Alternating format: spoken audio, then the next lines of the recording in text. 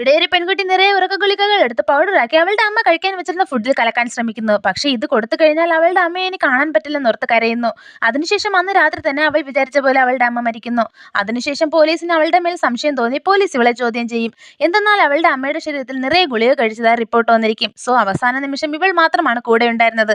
അതുകൊണ്ട് ഇവളെ സംശയിച്ച് ചോദ്യം ചെയ്യുന്നു.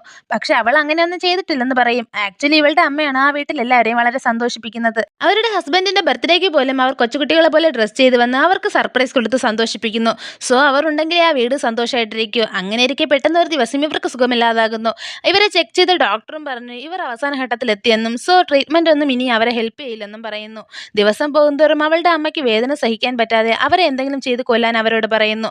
അതിനുവേണ്ടിയാണ് ഇവളും ആ ഉറക്ക ഗുളിക റെഡിയാക്കുന്നത്. പക്ഷെ അവസാന നിമിഷം മനസ്സ് മാറി അതെടുത്ത് കളയുന്നു.